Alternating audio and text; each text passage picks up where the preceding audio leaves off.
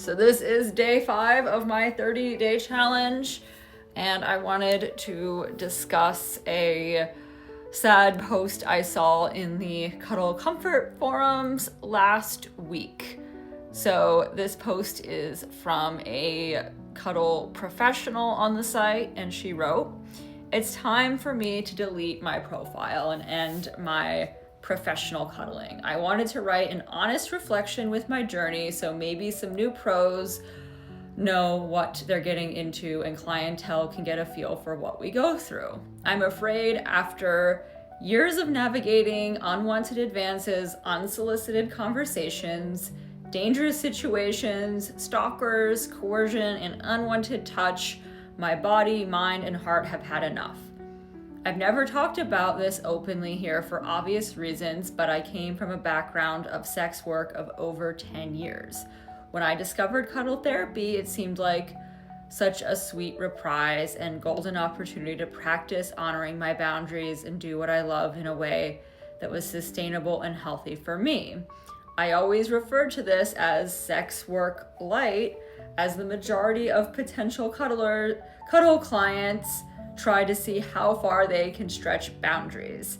After screening hundreds of clients, being called a prude, being harassed, and being manipulated, I'm realizing that it just isn't something everyone can do safely or sustainably after all. It's just too much work. I truly came into this with a pure heart and pure intentions. I'm so defeated, feeling completely and utterly useless to men seeking my service unless it involves some sort of sexual element.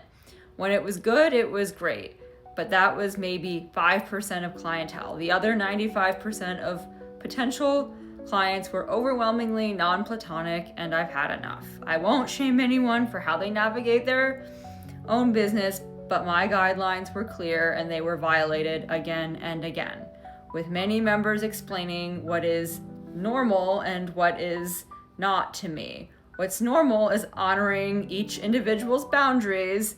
I'm so sad and so disappointed. I feel wrong for having such boundaries, like I'm defective. I know these are hard topics to confront on the forum, but cat's out of the bag. I'll probably get banned for posting this, given my history, but I wanted to share my honest experience with cuddle therapy. I've been on CC for 10 years. I've made some healing progress, and I've made some amazing connections. But it's done more harm for me than good. I'm very escalated, and this reflection is mine and my own. Please, no SW shame in the comments. Thank you." So this made me very sad to read, and unfortunately, it's not the first time I've heard stories either directly from or through the grapevine of cuddle professionals who were still dealing with, I'm just gonna say it, unsavory clients many years into being in the industry. And it makes me so sad because I know it doesn't have to be that way. So for me, I, started out on Cuddle Comfort with no training, which is what I tell everyone not to do. And I definitely had my share of unsavory clients like she described, who would make it seem like if you weren't willing to bend the rules a little bit, you were kind of useless. Like no one truly wanted a platonic cuddle. And that couldn't be further from the truth. But it's not easy in the beginning when you're not established to attract the clients that truly want cuddle therapy. But they exist, they're real. I see them every day. So I'm just going to give some, and this is not to shame this woman, but to help others avoid this kind of pain. So I'm going to give a few quick tips for how to avoid this situation.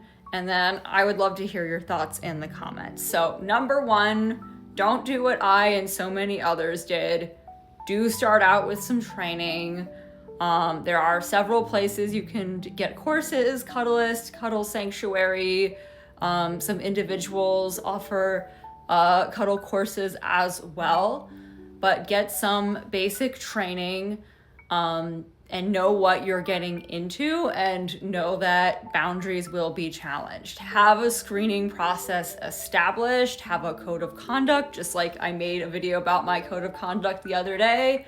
Make sure that is advertised loudly and clearly. Make sure your clients have read it and agreed to it. Number 2, don't rely fully on Cuddle Comfort. I feel like a lot of people, both clients and professionals, act like Cuddle Comfort is the end-all and be-all. Now, there are some wonderful people on there. I have amazing clients to this day that I found on Cuddle Comfort.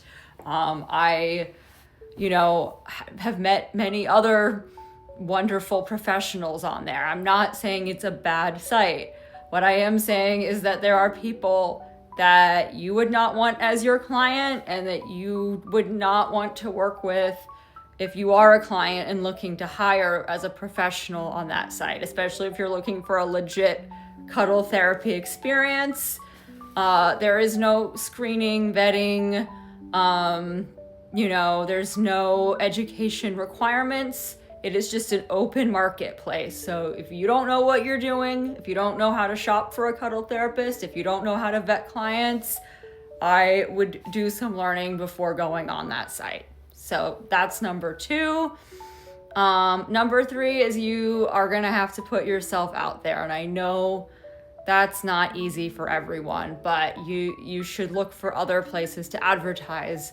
Cuddleist is one place, but I really recommend having your own website, going on social media, being visible. That is how you're going to find really good clients, because when you're on a site and, they're looking through profiles, and some of those profiles, they're wearing evening gowns and look suggestive and have cleavage, it sends a certain vibe and a message to would-be clients. And when your image is alongside them, people don't always respect or trust your boundaries. But if you do your own marketing independently, then you can speak for yourself and you're not being compared to what other people are doing or how they're presenting themselves. So let me know in the comments what your thoughts are on this post, what your experiences have been like, whether you're a professional or a client, and I'll see you tomorrow.